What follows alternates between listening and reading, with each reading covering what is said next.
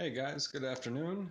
Today we're going to take a look at some of the solitaire war games that I play because you can't always find an opponent to play with, and a lot of the multiplayer games that you may own aren't always a lot of fun to play by yourself.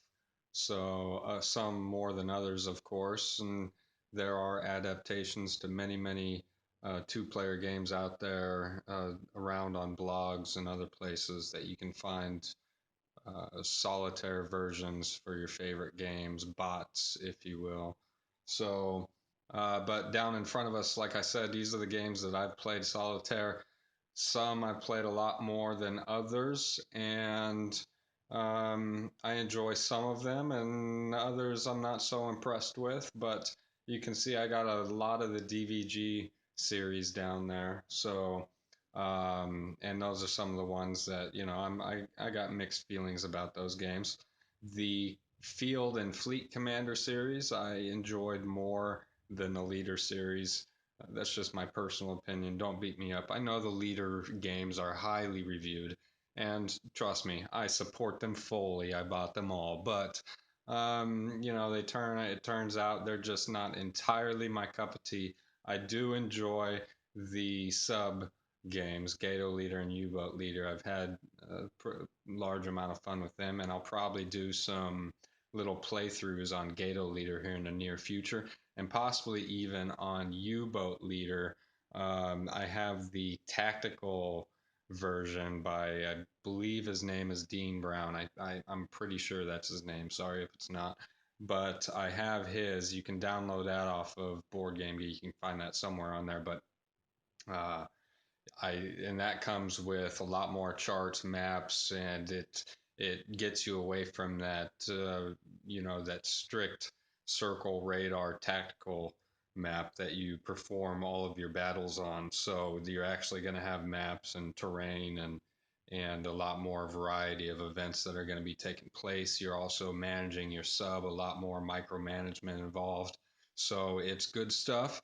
I've only dabbled here and there in it, so I haven't fully played it, but who knows? I may do that. It depends if I get bored before B17 Leader shows up. I pre-ordered that one and I'm still waiting on that, but we'll get to all these things eventually. But all these other games here, like I said, I've played for the most part. I've played quite a bit. Field Commander Rommel was the first field commander slash fleet commander game that I had played. And the first scenario I played was his African campaign. And I actually beat it on the first playthrough. And it's a simple game to learn. It's quick, it's fast. And I enjoyed the first time I played it. And I've never played that scenario since. And I'm pretty sure I hit the rules on the money. They're that simple to learn. It really is. It's a popular war game, and it is for one of those reasons is because it's that simple. So, like I said, I've never played that scenario ever since, but I moved on. I wanted to play the campaign game with that, so I went on to the first scenario, which is the Ghost Division in France, the early war invasion of France. And I just get completely mopped up every single time in that scenario. Never fails. I mean, I get beat down all sorts of ways. It's happened to me in the second turn. It's happened to me in the third turn, fourth turn. It's been. I've even played through, let myself get pushed back, hoping I can recover. But then you're not going to have enough time if that happens. So, I don't know where I'm going wrong on that first scenario with that game. I still enjoy that game. I wouldn't give it a negative review.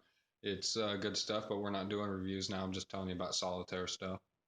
And then right below that is Fleet Commander Nimitz because I definitely enjoy the Pacific Theater. So, and that has a lot of scenarios in it that you can do full battles, full battle campaigns, and carrier warfare stuff. It's not so much of the search and destroy, but there is the unknown because you don't really know what the enemy is going to do. So, it's a lot of randomness and it's a difficult game.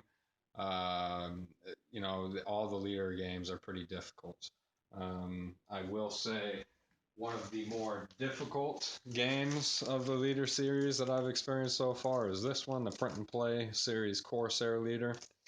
And I've been smacked down on that quite a bit. I did do a little small series on there. It was hit or miss on the rules, but It, overall, I was doing horrible. It was just beating me down.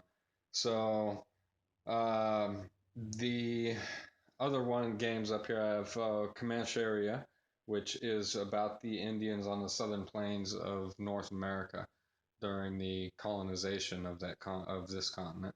And below that, I have a game from the Coin series, and the Coin series is very, very popular amongst a lot of solitaire war gamers. And it's kind of a new way of gaming. It's card driven, and I won't get into it. I will do individually on these games over the coming time.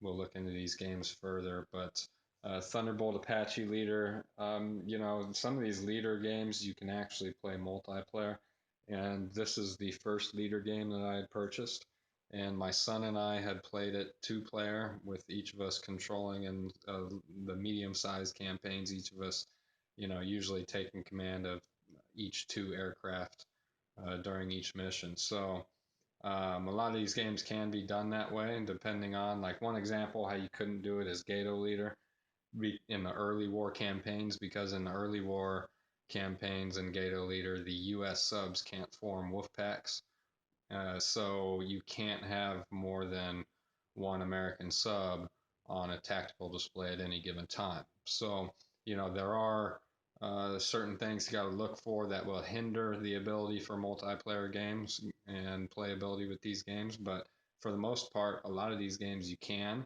just by dividing your forces between the players and playing against the bot.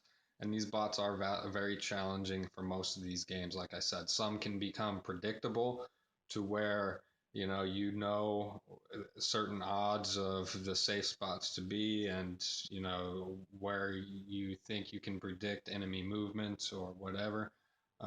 Some have game mechanics built into them like that, like Fleet Commander Nimitz, that has tokens to where the forces are in transit during certain phases before they get to actually get to their final location. So if you do get some good reconnaissance or information, you can react beforehand.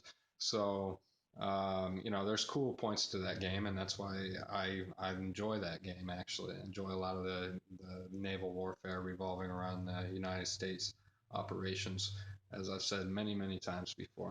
Field Commander Alexander can vary in difficulty the way you play it, and depending on whether or not you allow yourself access to certain of the game rules, that may make the game easier to, well, basically walk through, if I may. I won't get into the details of it until we play it, but it's kind of a self-adjusting difficulty level, I think, but it's a lot of fun, and you can do a lot of neat things with Alexander himself, level him up, and see how long you can reign. But down below, Field Commander Napoleon down there on the bottom, barely on screen there, is a highly rated war game, and it's regarded in the wargaming community with good reviews, I think, for the most part. So, and there's been other players that have done extensive playthroughs on that game here on YouTube, and rules reviews, unboxings, all of these games actually, for the most part. I haven't seen much on a few of these games, but there is a lot on some others. Comancheria, I gotta admit, that's the one game up there I haven't played, and that is because I was so disappointed in it. And if you believe it or not, when I open this box, and I don't know if any others receive their game in the same way, but when I open this box, that's exactly what it looked like, and I was very disappointed in that. And that was one deterrent for me. I haven't even bothered to. I've looked through the rule book and stuff, but that's as far as I've gotten with it. And like I said, I was a little agitated with that. So I'd be interested to find out if that was a common occurrence with people who purchased that game. But eventually I will get to it. I mean, I'm not going to hold a on it. I'm really not holding a grudge to it. It was just, well, that looks like crap. I'll get to that later, sort of thing. So, um, I've talked about this in other videos, and that is Carrier. There's only been one other person, I believe, that's attempted to do this game here online. But I've played this game for many years, and I've just repurchased it not too long ago because I lost mine. Well, different story for a different time, but this is a solitaire game, and it's a seek and destroy. To me, some of my best memories of solitaire wargaming have come from this game. It will take you, if you can bear with the 2 week learning curve that it's going to take you, that you're going to be reading the instructions, and then you can get some just fantastic results and plays with that game. So you never know where the enemy's at, what they're going to do, and a whole lot of stuff can just blow your mind and burst your plans. So I think I covered the extreme basics of each of these games here, and I will be doing some of these ones at random as we just go on through. I was thinking seriously about doing, like I was telling you about the first scenario in this, and I've also played the D-Day. There's also a third.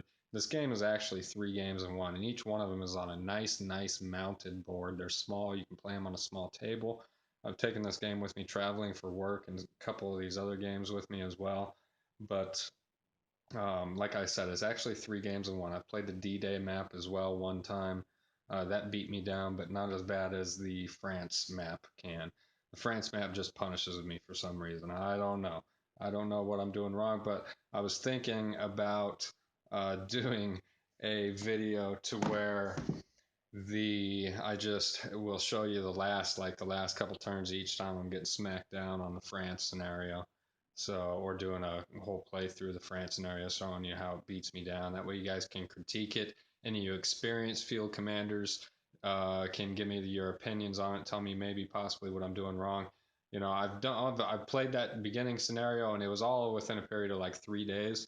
I played that France scenario probably a total of 10 times, and same results every time. So I never really gave myself a mental break from it and then came back to it. And sometimes when I do that, I'll completely flip the script and march right through it.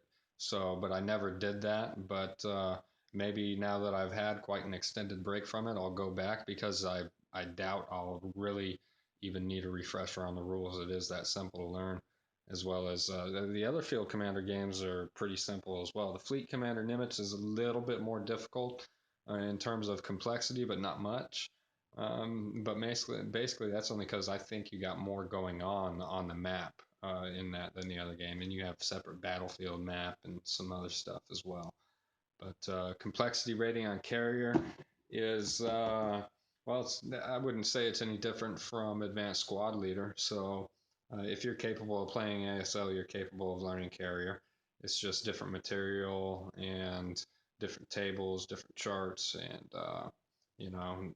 So, but anyway, um, I enjoy solitaire wargaming, but I would rather game face to face for the most part with players in other games. But like I said, that's not possible even anywhere near as much as I would like it to be. I do have other expansions, like I said, for solitaire wargaming and other means to do so. Some miniature wargaming rule sets that I have that are made based around solitaire wargaming. So some of those are card driven, some of them are, die roll and charts, etc. But I plan on looking into solitaire wargaming in depth with you guys and showing you guys some of what I do. Probably one of the first games I may do on here. Maybe Fleet Commander, maybe Liberty or Death, show you guys a coin series game. There's a new coin series game that I'm pretty excited about. It's called Pendragon, and that has to do with the sub-Romano Empire up in Britain trying to survive against the Saxon invaders and other invaders as well. So that I'm looking forward to. But there's also a B-17 leader, as I previously mentioned as well, coming out here very soon. So I'll be doing an unboxing on that and showing you guys what's up with that, doing some playthroughs on some of those scenarios, maybe a campaign on it. There's going to be a lot of material included in that. I'm looking forward to it. The same guy who did that, the B-17 leader, did the tactical expansion for U-boat leader. And I believe, like I said, Dean Brown, I think that's his name. Don't hurt me if it's not. But you guys check out my future videos because we're going to check out some more of these here pretty soon. And I enjoy your company. I will see you guys later.